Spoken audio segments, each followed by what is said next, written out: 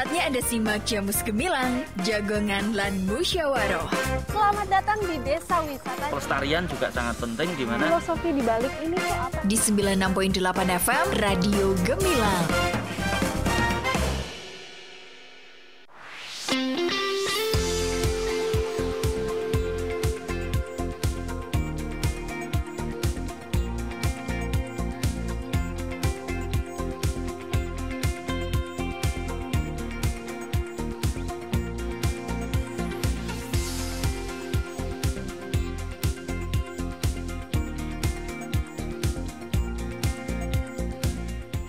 Sembilan 96.8 FM LPPL Radio Gemilang, Jendela Musik dan Informasi. Hai Sobat Gemilang, selamat siang. Ketemu lagi barengan Kalista Absari yang kali ini akan menemani Anda, tentu di Jamus Gemilang, Jagongan lan Musyawaroh, spesial bersama dengan DBHCHT Kabupaten Magelang. Dan kali ini topik petani Magelang sejahtera. Dan tentunya kalau talk show kayak gini, Kalista nggak sendirian dong.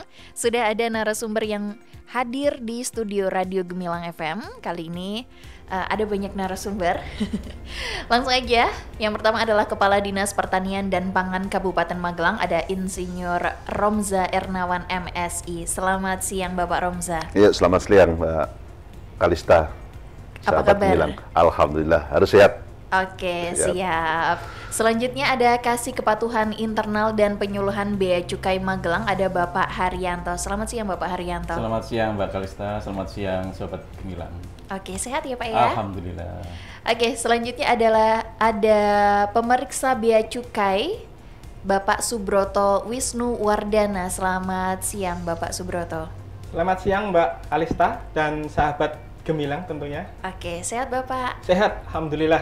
Oke, dan selanjutnya lagi yang terakhir ada Penelaah Teknis Kebijakan Biro Infrastruktur dan SDA Provinsi Jawa Tengah, ada Bapak Andreas Sugihardono. Selamat siang Bapak. Selamat siang Mbak Kalista, selamat siang sahabat Gemilang. Oke, sehat ya Bapak? Siang. Oke, dan talk show Jamus Gemilang kali ini sahabat Gemilang bisa Anda simak secara live streaming di gemilangfm.id ataupun di beritamagelang.id, dan Anda bisa simak di YouTube Gemilang FM Official. Kita kali ini akan membahas topik yang sangat penting dan relevan bagi kita semua dengan tema Petani Magelang Sejahtera bersama DBHCHT.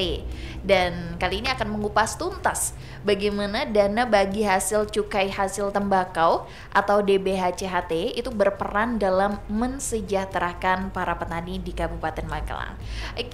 Kita ke Bapak Romza dulu. Selaku Kepala Dinas Pertanian dan Pangan Kabupaten Magelang, kondisi pertanian khususnya komoditas tembakau di Kabupaten Magelang ini seperti apa sih Bapak? Ya, terima kasih Mbak Kalista. Assalamualaikum warahmatullahi wabarakatuh untuk sahabat tani Kabupaten Magelang yang kami muliakan. Pertama kenalkan, saya Romza Ernawan.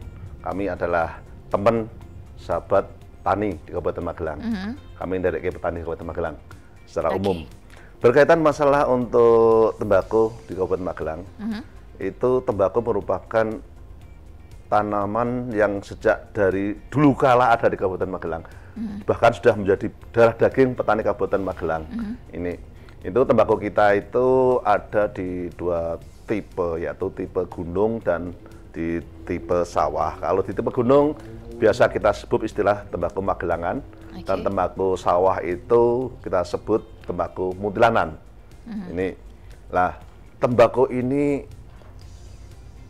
untuk tahun ini untuk luas pertanaman kita, kami lihat dari data yang ada itu cukup berkurang banyak. Karena petani-petani kita sekarang itu sudah cukup cerdas mensikapi kondisi situasi iklim yang ada. Informasi dari BMG berkaitan masalah situasi iklim ke depan itu teman-teman petani sudah sadar untuk itu. Bahwa awal-awal itu kita sampaikan bahwa untuk tahun 2024 itu adalah musim kemarau basah. Artinya itu kemarau tapi masih ada hujan. Sedangkan tembakau itu amat sangat dipengaruhi oleh situasi iklim yang ada, baik produksi maupun kualitas tembakau. Nah, ini terjadi sekarang ini. tembakau kita sekarang menghadapi khususnya untuk tembakau yang ada di tembakau muntilanan. Lah ini seperti kita rasakan saat ini musim kemarau. Harusnya di bulan Agustus September itu merupakan kemarau yang cukup kering, tapi hujan masih selalu ada. Nah ini akan berpengaruh, amat sangat berpengaruh terhadap produksi dan prioritas tembakau kita. Di tingkat on farm, pada saat kita nanam tembakau, ada curah hujan yang cukup tinggi, ini akan berpengaruh terhadap pertumbuhan dan perkembangan tembakau. Kalau hujan terus-menerus, tanaman sudah harusnya mulai wiwil, punggel, umur 2,5 bulan, 3 bulan. Kok hujan terus-menerus? Lah, ini akan menyebabkan tembakau menjadi layu, atau orang kita tembakau istilahnya leles. Selain itu, untuk tembakau-tembakau yang masih bertahan, itu akan mengakibatkan kualitas tembakau berkurang. Akhirnya terjadi pertumbuhan vegetatif, sehingga untuk kadar gula atau sahabat tani mengatakan itu kandungan misrinya akan tercuci. Nah, ini akan mengakibatkan kualitas tembakau kita akan turun banyak. Selain itu, tembakau-tembakau yang masuki musim rajang dan pengeringan. Pada saat rajang dan pengeringan, itu tidak ada intensitas matahari yang cukup untuk kering, mendung, curah hujan ini nggak bisa, petani tidak bisa menjemur secara baik. Artinya kualitas tembakau yang dihasilkan akan amat sangat signifikan berkurang. Istilah saudara kami, para sahabat tani tembakau itu adalah kemendungan. Nah ini akan merubah karakter baik di tingkat on farm maupun di tingkat pasca panen. Itu gondo rupo rosonya, pegangan cekelannya itu akan menjadi berubah. Padahal untuk mutu tembakau itu di indikator kualitas itu dari gondo, aroma, roso, ada yang manis, getir, rupo, ada yang kuning, kuning kecoklatan, kehitam-hitaman, coklat kehitam dan sebagainya. Cekelan itu cekelan halus, lentur, ngawah dan sebagainya. Itu kan sangat berpengaruh. Lah, inilah kondisi ini yang mengakibatkan untuk luas pertanaman tembakau di Kabupaten Magelang itu cukup signifikan kurangnya. Ini saya kira itu Pak sahabat Gemilang, Mbak Kalista yang sementara kita sampaikan secara umum. Nah dengan masalah-masalah yang ada dengan cuaca yang tidak menentu seperti itu Bapak, peran pemerintah melalui Ditjen Pangan untuk mendukung pertanian tembakau ini apa aja sih Bapak? Ya, berkaitan untuk ini yang pertama kita sikapi, kita dorong petani agar ada diversifikasi pertanaman. Pertama ya, agar ada pembagian risiko pada saat salah satu pertanaman yang ada di suatu lahan itu menjadi ada permasalahan curah inti. Artinya diversifikasi, ada tumpang sari. Kita gerakkan untuk tembakau gunung itu ada tanaman banyak hal. Ada ditanam tanaman sawi, loncang, seledri, kobis dan sebagainya. Sehingga pada saat tembakau itu kualitas dan produknya menurun, petani ada potensi mendapatkan pendapatan lain di komunitas lain, yaitu tanaman-tanaman tumpang sari. Selain itu, ini juga penggunaan dana BPJHT. Ini banyak sekali alokasi bantuan yang kita berikan kepada petani berkaitan untuk kesejahteraan petani tembakau. Pertama, alat mesin pertanian. Kita bantu juga kultivator, pompa air, roda 3 alat angkut, terus hand sprayer, pupuk dan sebagainya. Itu adalah dalam rangka untuk mengurangi biaya-biaya input produksinya. Ya, itu. Jadi pada saat olah lahan kita bantu kultivator. Ini artinya apa? Kita paham kondisi sekarang untuk SDM yang bergerak di sektor pertanian, tenaga kerja di lapangan itu amat sangat mahal dan langka. Nah, ini kita bantu dengan alat-alat mesin pertanian untuk olah lahan, sehingga itu akan mengakibatkan terjadinya efisiensi biaya produksi, percepatan olah lahan, efisiensi waktu, dan kualitas olah lahannya itu menjadi lebih baik. Pada saat panen, beberapa kelompok kita bantu juga alat angkutnya. Selain mengurangi biaya transportasi, juga menjaga kualitas daripada produk daun tembakunya tidak menjadi rusak. Pompa air, kita siapkan juga pompa air dan sandfire. Pada saat tembakau membutuhkan air pada saat kemarau panjang, namanya tanaman itu kan pasti membutuhkan air ya. Makhluk hidup itu bisa membutuhkan air. Kita petani juga kita siapkan pompa air, hand sprayer juga berkaitan untuk biaya operasi, untuk mengurangi biaya operasional di tingkat on farm. Pupuk juga gitu kita alokasikan, banyak pupuk-pupuk kita berikan untuk petani tembakau. Artinya bantuan ini dalam konteks tujuan akhirnya adalah untuk kesejahteraan saudara kita petani di Kabupaten Magelang. Oke. Ya, jadi gitu, Mbak pemerintah Kalista. juga nggak tinggal diem ya Pak ya? Iya, karena kita adalah bagian dari petani juga. Oke, kan. siap. Oke, kita ke Bapak Subroto atau ke Bapak Haryanto nih di Bea Cukai. Hubungan DBHCHT, dana bagi hasil cukai hasil tembakau dengan Bea Cukai dan juga pemerintah daerah. Itu sebenarnya apa sih Bapak? Monggo. Jadi salah satu fungsi dari Bea Cukai adalah sebagai revenue collector. Jadi kami Bea Cukai mengkolek penerimaan dalam hal ini adalah cukai hasil tembakau dan alhamdulillah realisasi dari penerimaan kami selalu melebihi dari target. Sesuai dengan Undang-Undang HKPD nomor 1 tahun 2022 bahwa Undang-Undang Hubungan Keuangan Pusat dan Daerah, sebanyak 3% dari penerimaan cukai hasil tembakau produksi dalam negeri itu dialokasikan ke pemerintah daerah dalam bentuk dana bagi hasil cukai hasil tembakau. Jadi untuk tahun ini di Kota Magelang alhamdulillah sampai 26 miliar, melebihi meningkat dari tahun kemarin sebanyak 22 miliar. Selain itu kami juga melakukan penilaian terhadap kinerja pemerintah daerah dalam pemanfaatan DBHCHT dalam bidang penegakan hukum. Kami menilai kegiatan-kegiatan itu apakah sesuai dengan RKP yang sudah disusun, dan alhamdulillah untuk penilaian semester kemarin Kabupaten Magelang mendapatkan nilai sebesar 92,69%. Wow, kita berdiri tepuk tangan dulu ya. Jadi kegiatannya itu sudah on the track dan saya rasa sampai akhir tahun bisa maksimal. Jadi penilaian itu meliputi sosialisasi, terus tahap perencanaan, sosialisasi dan juga penegakan hukum kegiatan operasi bersama. Seperti itu Mbak Kalista. Tembakau ini kan identik dengan cukai ya Pak. Iya. Dan sebenarnya cukai itu apa sih? Mungkin sahabat Gemilang juga belum paham atau belum tahu seperti itu. Terus diterapkannya pada barang apa aja? Dan juga prosentase pengenaannya itu berapa? Boleh dijelaskan Bapak? Monggo. Baik, sahabat Gemilang, bahwa ketentuan cukai itu sudah diatur dalam Undang-Undang Cukai nomor 39 tahun 2007 yang merupakan perubahan dari Undang-Undang nomor 11 tahun 1995. Dalam undang-undang tersebut dijelaskan bahwa cukai merupakan pungutan negara yang dikenakan terhadap barang-barang tertentu yang mempunyai sifat dan karakteristik yang telah ditetapkan dalam undang-undang. Ya, seperti konsumsinya harus dibatasi, pemakaiannya peredarannya harus diawasi, pemakaiannya dapat menimbulkan efek negatif terhadap masyarakat dan lingkungan hidup, serta pemakaiannya dapat dikenakan pungutan, dalam hal ini adalah cukai, demi keseimbangan dan keadilan. Adapun barang apa aja yang dikenakan itu berdasarkan pasal 4 Undang-Undang Cukai, disebutkan ada 3, yaitu 1 etil alkohol atau etanol, rumus kimianya adalah C2H5OH. Di situ dijelaskan pembebanan tarifnya sebesar Rp20.000 per liter.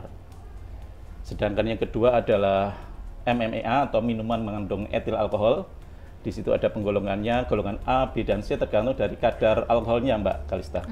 Jadi kalau di bawah 5% itu tarif cukainya adalah Rp16.500, itu baik produksi domestik maupun dari impor. Sedangkan golongan B, yaitu antara 5 sampai 20 kadar alkoholnya, itu tarifnya adalah Rp42.500. Sedangkan untuk impor itu sebesar Rp53.000. Nah, sedang golongan C itu di atas 20%, itu tarifnya adalah yang produksi lokal atau domestik itu Rp101.000. Sedangkan untuk impor sebesar Rp152.000 per liter. itu adalah BKC yang kedua. Saya sebut BKC itu barang kena cukai. Jadi untuk yang ketiga adalah HT. Di HT itu ada sigaret, cerutu, rokok daun, tembakau iris, dan juga HPTL. Di Undang-Undang 39 Pasal 5 dijelaskan untuk HT, tarifnya paling tinggi adalah 57% dari harga jual eceran atau 275% dari harga jual pabrik. Selain itu Mbak Kalista, sebenarnya tahun ini ada satu ekstensifikasi BKC yang ditetapkan, akan tetapi sampai sekarang belum berlaku, yaitu merupakan BKC minuman berpemanis dalam kemasan MBDK. Tapi saat ini belum diberlakukan. Seperti itu Mbak Kalista.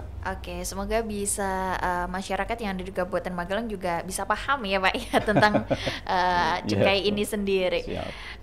Untuk pengaturan pemanfaatan DBHC-HT di Provinsi Jawa Tengah khususnya bidang pertanian ini seperti apa ya? Mungkin Bapak Andreas bisa menjawab, monggo.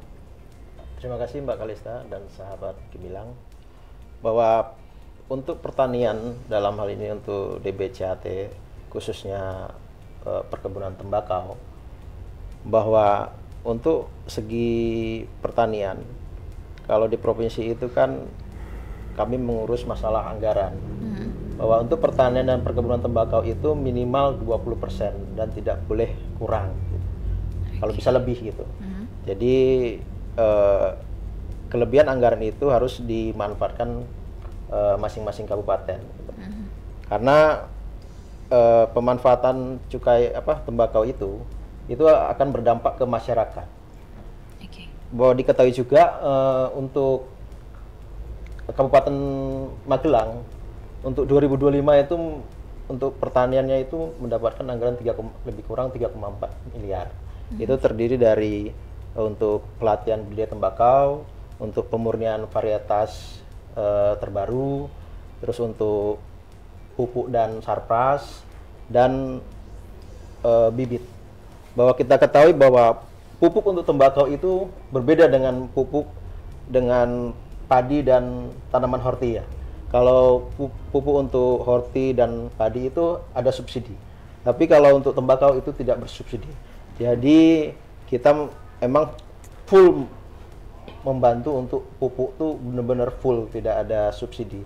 Makanya di sini kami untuk membantu di kabupaten kota untuk pupuk itu emang melebihi dari harapan yang dibutuhkan petani.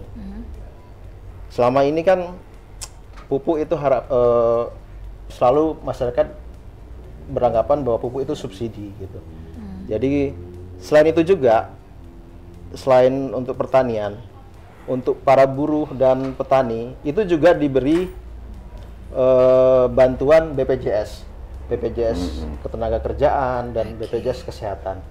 Jadi bila ada kecelakaan untuk buruh petani tembakau, selain tembakau juga ada untuk petani dan buruh cengkeh, itu juga dibantu untuk BPJS Kesehatan dan Tenaga Kerja. Jadi anggaran-anggaran yang telah dikelola kabupaten itu emang pada dasarnya kembali lagi ke masyarakat. Jadi kenapa untuk pertanian ini minimal 20%. Jadi emang harus kembali ke masyarakat. Mungkin itu Mbak. Oke, nanti kita akan membahas program unggulan yang sudah berjalan dan berdampak langsung pada masyarakat ya Bapak-Bapak. Tapi kita break dulu. Untuk Anda Sobat Gemilang yang pengen bertanya, Kalista membuka kesempatan di chat WA 081578968968. Kita kembali sesaat lagi, so pastikan Anda tetap bergabung di Radio Gemilang, Jendela Musik dan Informasi.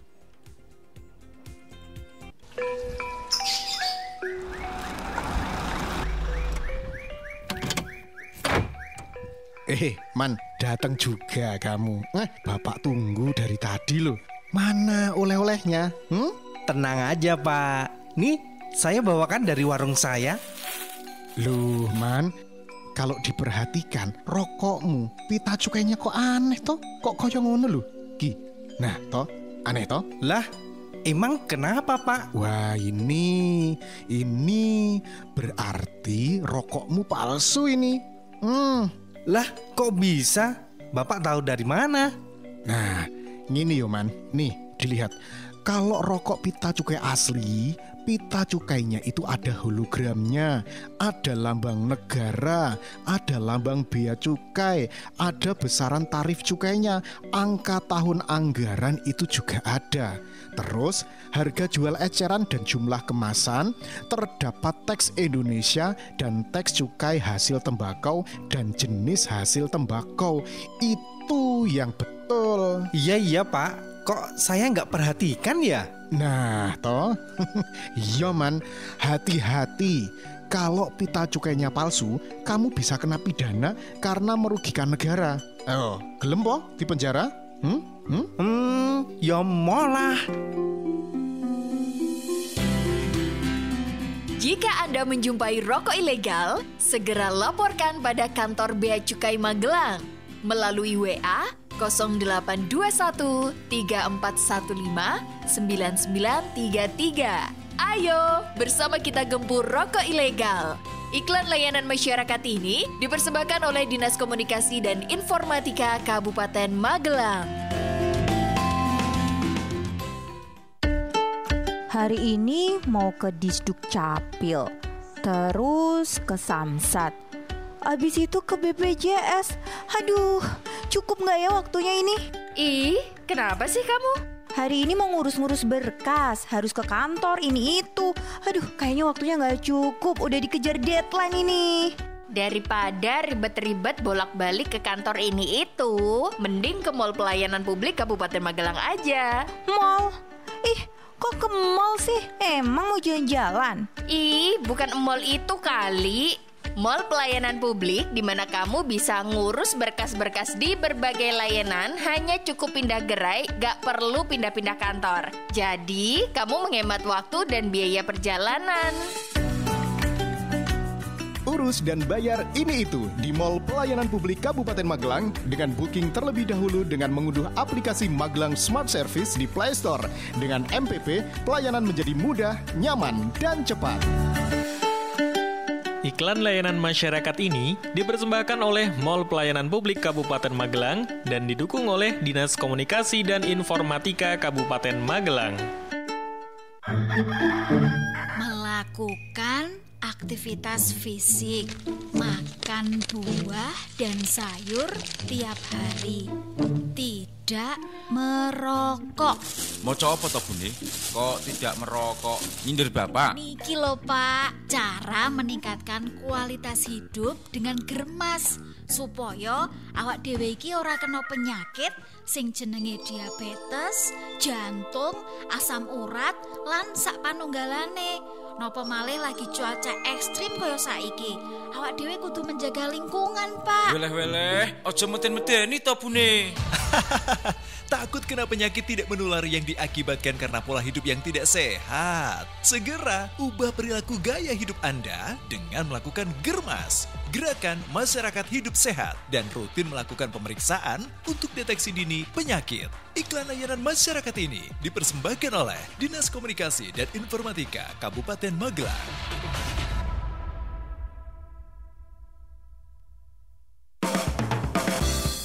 Masih ada ikuti Jamus Gemilang, Jagongan lan Musyawaroh. Di 96.8 FM LPPL Radio Gemilang. Radio Gemilang.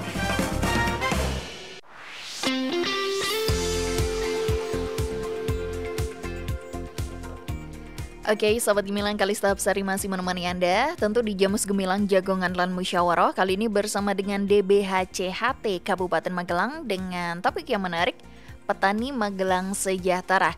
Dan masih bersama narasumber yang kali ini sudah hadir di studio Radio Gemilang. Ada Kepala Dinas Pertanian dan Pangan Kabupaten Magelang, Insinyur Romza Ernawan MSI, Kasih Kepatuhan Internal dan Penyuluhan Bea Cukai Magelang Bapak Haryanto, Pemeriksa Bea dan Cukai Bapak Subroto Wisnu Wardana, dan juga penelaah teknis kebijakan Biro Infrastruktur dan SDA Provinsi Jawa Tengah, Bapak Andreas Sugihardono. Masih semangat ya Bapak? Masya Allah. Oke. Dan Sobat Gemilang tadi Kalista sedikit mau bertanya tapi belum dijawab dengan Bapak Andreas ya. Program unggulan yang sudah berjalan dan berdampak langsung pada masyarakat melalui DBHCHT di Provinsi Jawa Tengah ini apa aja sih Bapak? Semua unggulan semuanya. Ya intinya gini, kalau DBHCHT itu semuanya kan kembali ke masyarakat. Mungkin yang salah satu yang dapat saya sebutkan di sini mungkin BLT, bantuan langsung tunai itu. Itu untuk saat ini untuk 4 bulan, jadi setahun itu 1.200.000. Itu per bulannya 300, jadi untuk 4 bulan. Terus untuk kesehatan kami tidak membatasi. Biasanya kan karena ini sumbernya dari cukai rokok, harus alat-alat kesehatan yang untuk paru-paru, tapi kami tidak membatasi, bebas untuk sarpras kesehatan. Terus kedua untuk asuransinya juga. Asuransinya itu yang diutamakan buruh, petani, terus untuk petani cengkeh juga. Dan kalau misalkan masih ada, itu bisa juga untuk masyarakat lainnya, terutama yang mohon maaf, masyarakat menengah ke bawah, itu diperbolehkan. Jadi semua kembali dana-dana bagi hasil itu kembali ke masyarakat. Intinya itu, Mbak. Oke, siap. Dan untuk pelaksanaan di tingkat Kabupaten Magelang sendiri, program utamanya di bidang pertanian, ini kegiatannya apa aja nih? Bapak Romza mungkin, monggo. Nah, makasih sahabat Gemilang, Mbak Kalista. Juga menurut saya sampaikan ini kami membersamai teman-teman yang jenggot-jenggotnya, ahli-ahlinya ini. Ini ada Pak Andreas dari Biro Isda Provinsi Jawa Tengah. Ini ahlinya masalah DBHCHT ini. Terima kasih Pak Andreas ya. Dari Pak Haryanto, ahlinya cukai. Ini Pak Wardana juga ahlinya cukai. Kami dari beliaunya berkaitan masalah penggunaan DBHCHT. Berkaitan sektor unggulan di kami di Dinas Pertanian itu pada prinsipnya secara makro kami ingin menunjukkan, mewujudkan visi misi Pak Bupati Magelang yaitu Anyar Des. Tujuannya adalah untuk kesejahteraan masyarakat. Ini sehingga kami Nun Sewu selama ini kami harus bergerak bagaimana upaya kami mewujudkan potensi pertanian itu mempunyai daya tawar dan saing yang tinggi. Itu berbasis pada komunitas lokal. Ini selain tembakau kami juga untuk hal ini untuk komunitas-komunitas perkebunan yang diperkenankan dengan aturan penggunaan DBHCHT, produk perkebunan ya Mas Andreas ya. Itu kita kembangkan kopi juga, kopi Arabica, Robusta. Ini yang punya nilai ekonomi yang cukup tinggi, selain untuk konservasi lahan, juga untuk pendapatan masyarakat yang punya nilai ekonomi tinggi. Kita dorong terus ini. Kita cukup banyak Mbak untuk kita kembangkan kopi Arabica. Impian kami nanti itu Magelang itu ada di dataran rendah sampai dataran tinggi ada Mbak. Magelang itu dikelilingi banyak gunung, Gunung Merapi, Merapi, Sindoro, Sumbing, Telomoyo, Andong, seperti Cawan. Artinya di seputaran gunung itu impian kami yang di atas 1000 DPL itu kita kembangkan kopi Arabica. Sedangkan yang di bawah 1000 DPL kita kembangkan kopi Robusta ini. Itu tanaman kopi ini memberikan sumber pendapatan yang luar biasa banyak. Itu. Apalagi sekarang, beberapa tahun yang lalu nilai ekonomi kopi kita itu harga jualnya cukup mahal. Itu. Dalam konteks untuk meningkatkan daya saing dan nilai tambah, ini kopi Arabica sudah kita buatkan MPIG yang disebut MPIG Kopi Arabica Merapi Merbabu, dan itu menjadi branding internasional. Artinya MPIG Arabica Merapi Merbabu itu sudah diketahui dunia luar. Artinya masyarakat internasional pada saat membutuhkan kopi biasanya akan melihat IG, ketelusurannya juga. Lah, Magelang sudah punya itu untuk kopi Arabica.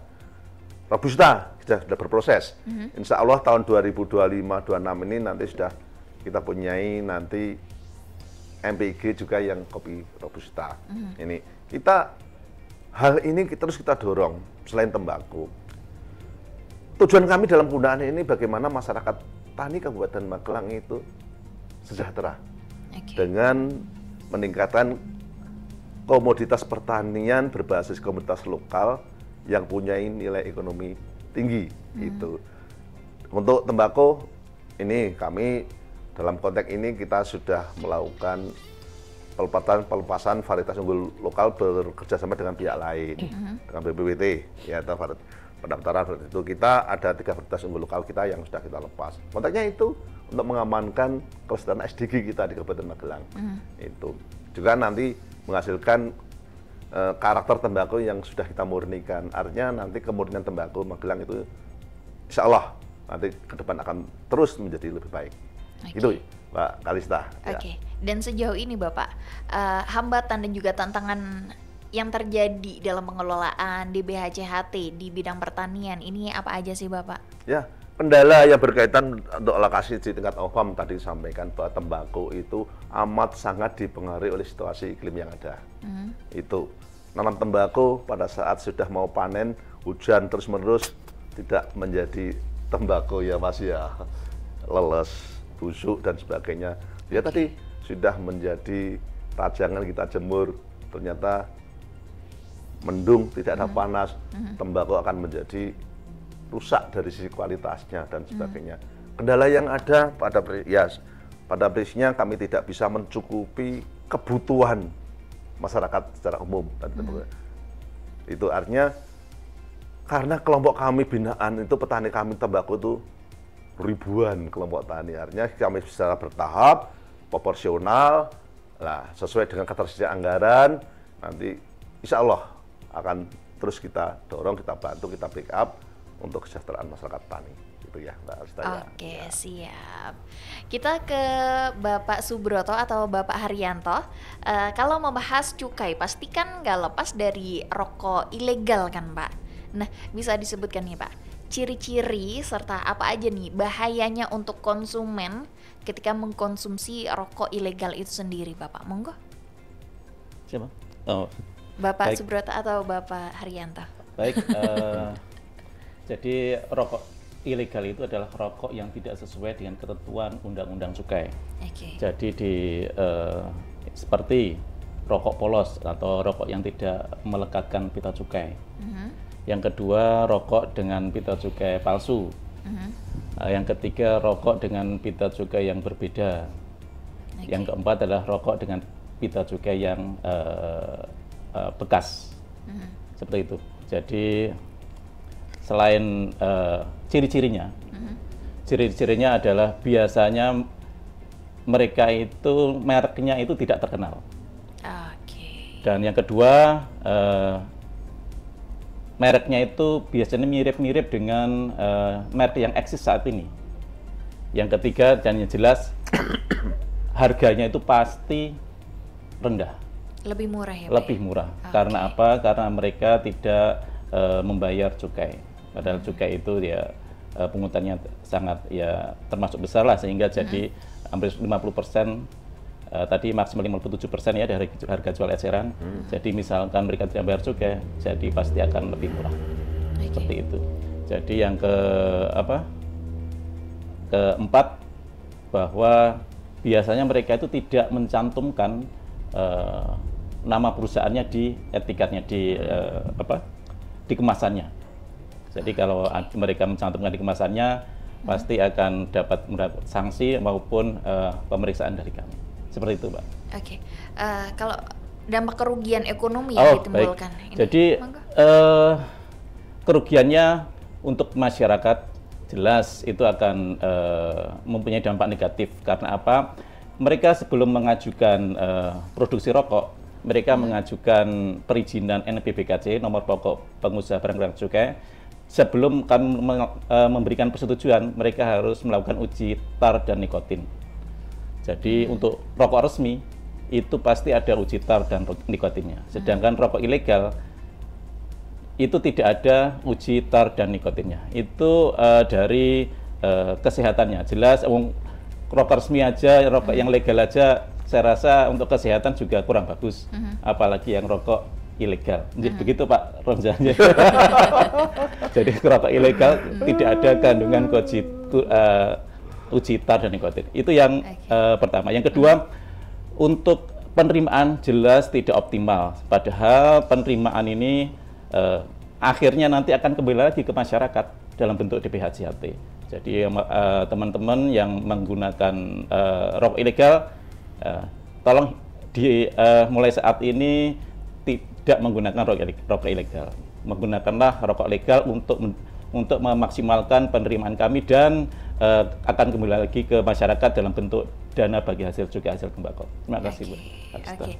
Kalau misal nih Pak, ada seseorang yang tahu kalau itu rokoknya tidak bercukai ataupun ilegal, itu lapornya kemana Pak? Terus ada ini nggak perlindungan hukum bagi para pelapor ini? Jadi Sobat Gemilang, misalkan ada informasi ada rokok ilegal, bisa diinformasikan ke kami di 0811 264 0225. Saya ulangi 0811 264 0225 atau di Instagram kami @biacukai_magelang.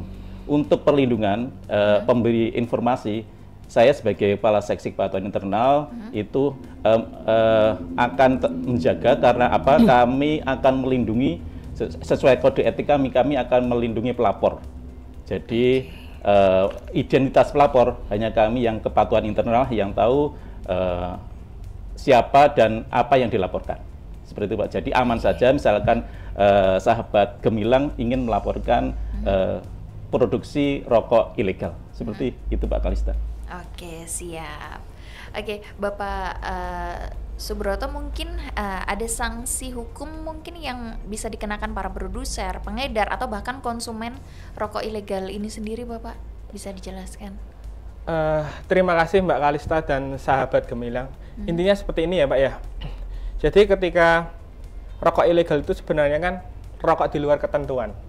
Dan itu kalau dihubungkan dengan undang-undang, tentunya ketika ada rokok ilegal pasti ada sanksi administrasi berupa denda ataukah bisa berupa pidana.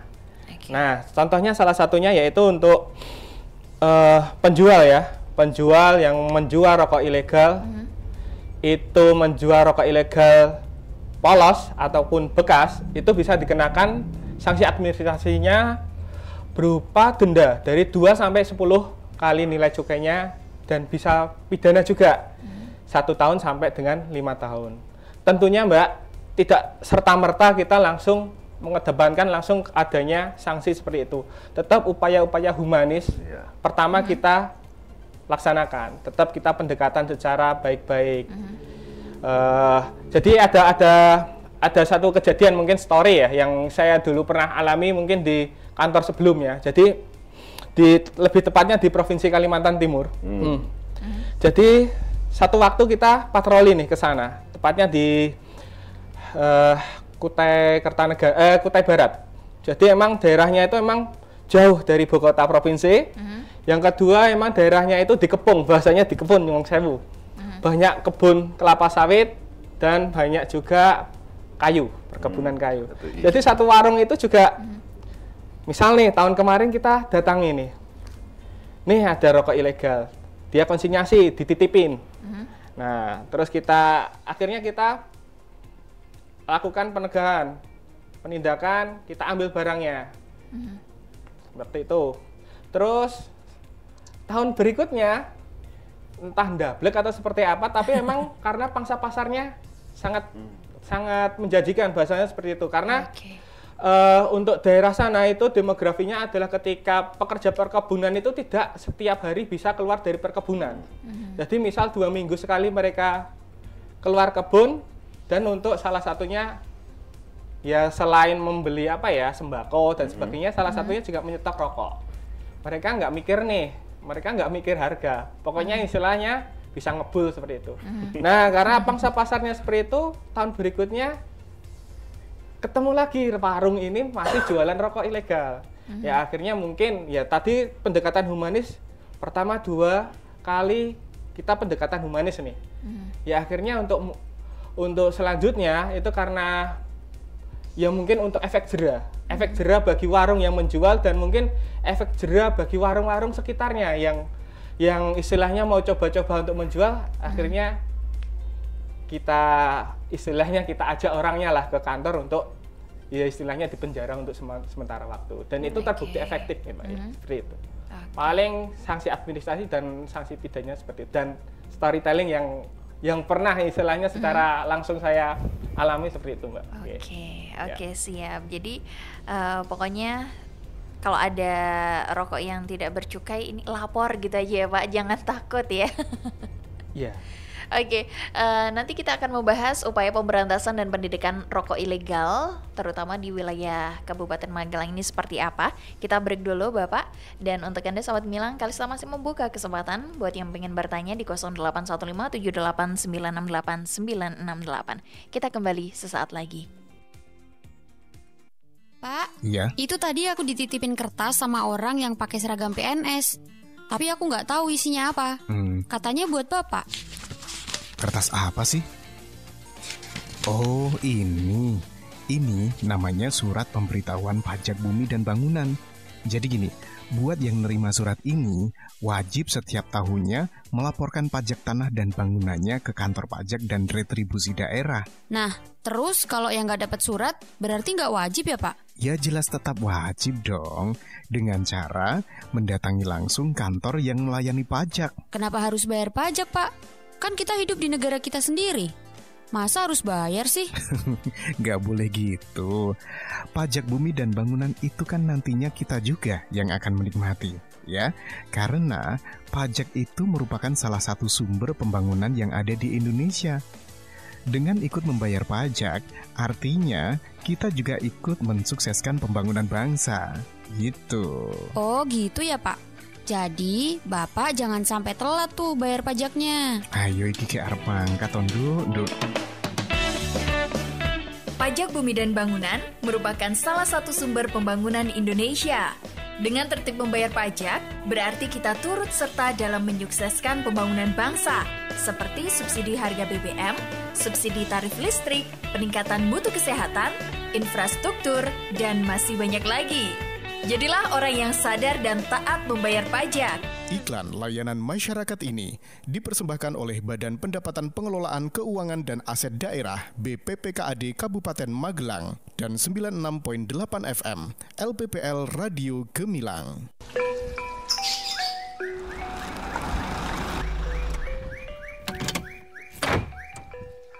Man, datang juga kamu. Bapak tunggu dari tadi loh. Mana oleh-olehnya? Tenang aja Pak. Nih, saya bawakan dari warung saya. Loh Man, kalau diperhatikan rokokmu, pita cukainya kok aneh toh? Kok koyo ngono lho? Ki, nah toh, aneh toh? Lah, emang kenapa Pak? Wah ini berarti rokokmu palsu ini. Lah, kok bisa? Bapak tahu dari mana? Nah, gini yo Man, nih dilihat. Kalau rokok pita cukai asli, pita cukainya itu ada hologramnya, ada lambang negara, ada lambang bea cukai, ada besaran tarif cukainya, angka tahun anggaran itu juga ada. Terus harga jual eceran dan jumlah kemasan, terdapat teks Indonesia dan teks cukai hasil tembakau dan jenis hasil tembakau. Itu yang betul. Iya Pak. Kok saya nggak perhatikan ya? Nah, toh, iya Man, hati-hati. Kalau pita cukainya palsu, kamu bisa kena pidana karena merugikan negara. Oh, gelem po di penjara? Ya molah. Jika Anda menjumpai rokok ilegal, segera laporkan pada kantor Bea Cukai Magelang melalui WA 0821 3415 9933. Ayo, bersama kita gempur rokok ilegal. Iklan layanan masyarakat ini dipersembahkan oleh Dinas Komunikasi dan Informatika Kabupaten Magelang.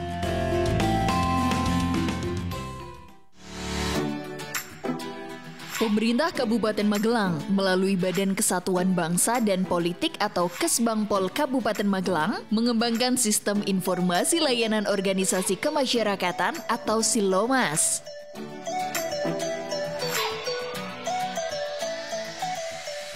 Silomas merupakan suatu platform berbasis teknologi informasi yang dirancang untuk membantu proses pengelolaan data dan informasi terkait organisasi kemasyarakatan atau ormas di wilayah Kabupaten Magelang. Melalui Silomas, diharapkan akan tercipta sistem yang terintegrasi dan terpusat untuk memantau, mengelola, dan mengkoordinasikan berbagai kegiatan serta informasi terkait ormas secara efektif dan efisien. Ayo, manfaatkan aplikasi Silomas secara mandiri untuk mendaftarkan ormas baru atau lama Anda di silomas.magelangkap.go.id. Iklan layanan masyarakat ini dipersembahkan oleh Badan Kesatuan Bangsa dan Politik Kabupaten Magelang, didukung oleh LPPL Radio Gemilang. Masih ada ikuti Jamus Gemilang, Jagongan lan Musyawaroh. Di 96.8 FM LPPL Radio Gemilang. Radio Gemilang.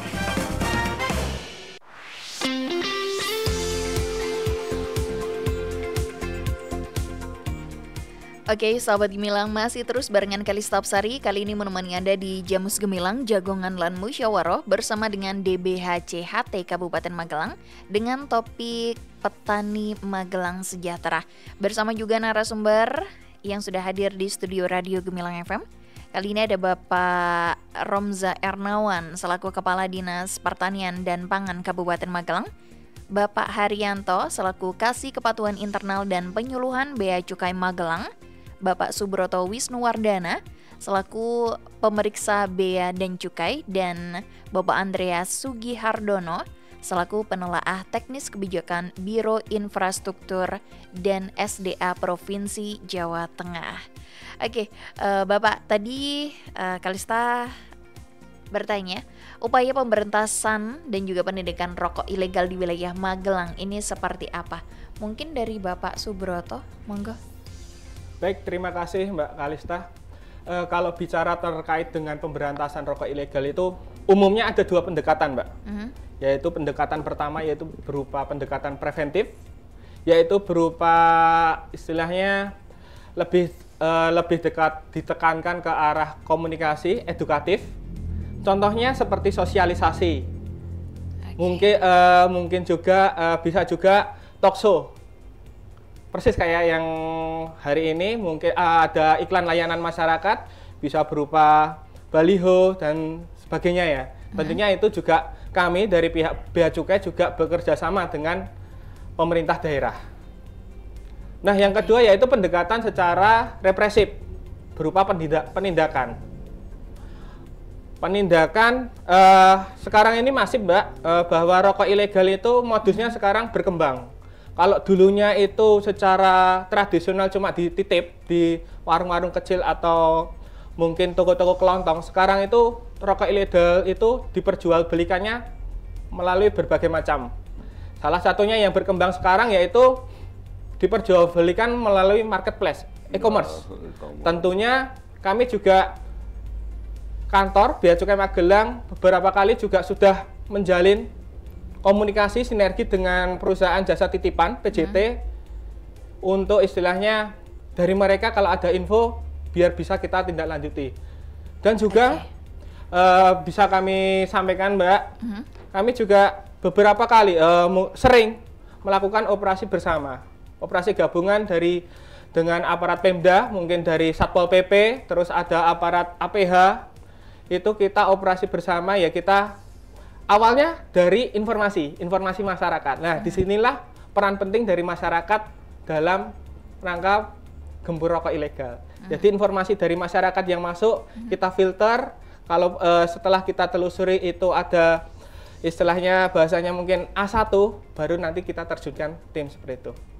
Terakhir, Mbak, terkait dengan rokok ilegal, dapat kami sampaikan juga agenda tahunan kantor Bea Cukai Magelang kemarin tanggal 23 Juli 2025.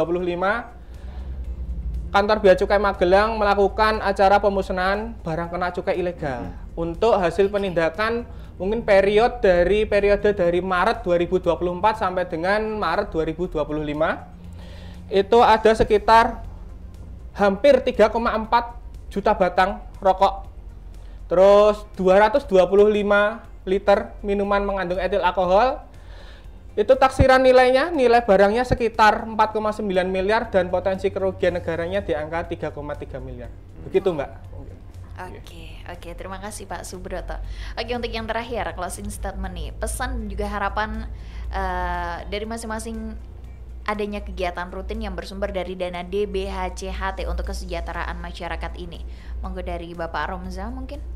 Terima kasih Mbak Kalista, sahabat Gemilang dan sahabat Tani Kabupaten Magelang. Perlu kami sampaikan bahwa untuk kami Dinas Pertanian dan Pangan selalu berusaha untuk membersamai petani dalam rangka untuk kesejahteraan saudara saya petani di Kabupaten Magelang.